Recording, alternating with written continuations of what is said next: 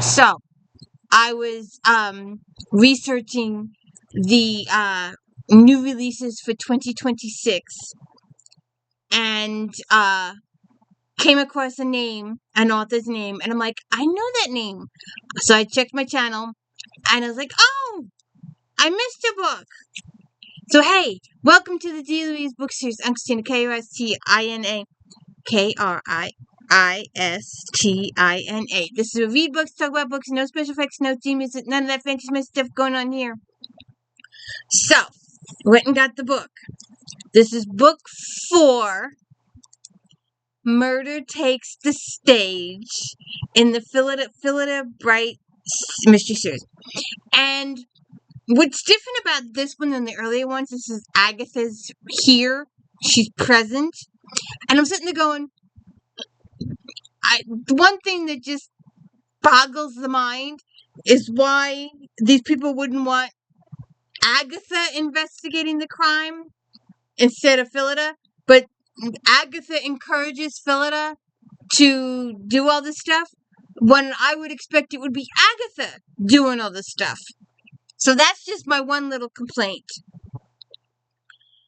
But so I'm gonna do this, and I'm gonna read this one tomorrow, and we'll get ready for the new release in January, which we will talk about in new releases for January 2026. But anyway, let's get back to this. This is book 4. And there's a whole bunch of characters. And probably quite a few of them are recurring characters. It was just that it had been a year since I'd picked up this book, so I needed to reacquaint myself. So like Molly is the maid, and Double is the butler, and Opal's the scullion, and Monsieur Chardonnay is the cook, who, spoil alert, she believes he looks like Perrault, and later it's determined that he's using a pseudonym, that he's not really French, that he's not really a French cook, that he took the job because he wanted to get to know Agatha Christie, and he thought if he made himself look like Perrault, he would get a part in Agatha Christie's plays. So, it just, anyways. So then we have, Hugh Satterthwaite is the director of the play, and his wife, Melissa, is the producer, and, the other one, oh, what's her name? Denise. How did I not write this down? But anyway, so we have a whole bunch of, characters, and we have Inspector Wellborn, and we have, oh, what's his name? The guy that she was hanging out with. Bradford? I think, no. Yeah, Bradford. Okay, so, it took a while for this book to get going. I was having trouble. About chapter 13, 14, it picked up and it got interesting. But it took that long for it really to get interesting. It was like, read a chapter, put it down, read a chapter, put it down, read a chapter, put it down. It took a while. It really took a while for it to pick up. So, she's at the house, and Agatha calls her. There's been a death at the theater. So she goes to the theater to look at why would Agatha call her? Why couldn't Agatha just assess the situation herself? Is my beef. So she goes to the theater, and Trent Orkney is died, and he apparently just had a heart attack and died. It's apparently natural death. But the reporter that reports on it, I didn't write it down. It's in here stuff. Where is it? Benevolo dies at the Belmont. The Bevelo bashed on the balcony at Belmont. And, it gives the guy an idea of the alphabet killer. and he's gonna kill all these people with C names at theaters in the C names. And that's like your theme. So, and then this Inspector Wellborn, at first, in the beginning, he gets pissed off at her. And, then apparently he decides he's gonna work with her a little bit. And then he gets word from higher ups to work with her. And you're wondering why the higher ups, where this connection to the higher ups comes from. And you wonder about Bradford, what his connection is to her higher ups, even though he's just in the house, in the butler situation. So we get all these people get killed, and she goes in as a journalist to the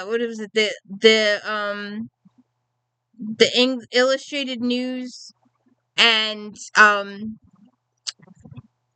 then later on she confesses that no, she's not with the newspaper. She's not doing a report on the shows.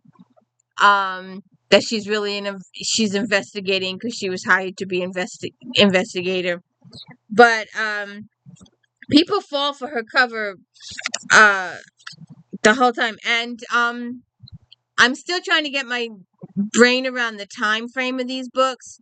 I'm assuming it's like around 1910ish, maybe a little earlier than that, because the automobile is prevalent.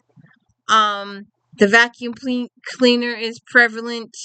So there's some stuff like that going on. But I've got all these notes, and when you dictate notes to the computer, they don't turn out the way you said them. So when Mrs. Satterwhite hires her, Agatha told me you'd say that. She told me you are the finest housekeeper she's ever known, and your staff is so well trained and well managed that you, in fact, quite a bit of time at your disposal to do investigative work. Okay. And then Wellborn brings up her husband that died, that she supposedly killed, and that Inspector Sedgwick kept her file, and Wellborn has seen the file, and he's using it as a little bit of blackmail. And then the higher ups getting his ear, like I said previously.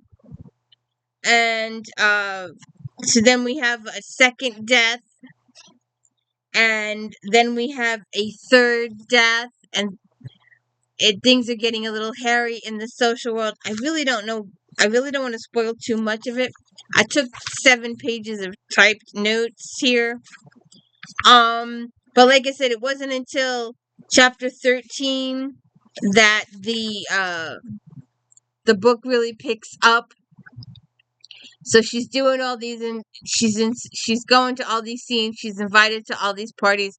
She goes to different clubs. She puts the pieces together. And it takes a while, but I was trying to keep track of all the theater people, and I'm like, why? But your core cast is good, and then you just keep track of your few extras. And the killer you didn't see coming, because you don't really see the killer all that much. It's one of those, he's not a high and by killer, because sometimes the killer will show up early in the book, and then you won't see them again till the big reveal at the end. But this killer, you really don't see. He doesn't come on stage till almost the last chapter. He gets introduced 2 or 3, 4 chapters from the end. All of a sudden, he's in your face, and you get to see him. But then there's also a beginning romance between her and Bradford. So we'll see what happens there in future books. But so it was interesting. Like I said, the first few chapters were just like slow, getting on. We had the first murder and the second murder, and she's putting it all together, and it's trading insults with Dobby and stuff like that. But then she started getting a little heavier in the details, chapter 13 onwards. So it became interesting, but it also became very I felt like I had to write down every single detail and write down all the clues. And I'm like, stop, enjoy the book, enjoy the story, stop worrying about all the individual clues. So, uh, three people get murdered. She saves the fourth person. There's some sneaky stuff going on with the higher ups in Scotland Yard. So that's something that may have to be talked to in a later book. Bradford's connection to the higher ups in Scotland Yard may have to be addressed at some point. What happened with her husband, I believe that was discussed in the first book, but I don't remember. And they don't really get into it too much in this book. You're not told too many specifics. But so it's interesting, and I am gonna go ahead and read the next book so that when the new one comes out or has come out, because by the time this video airs, the book will be out like a couple weeks.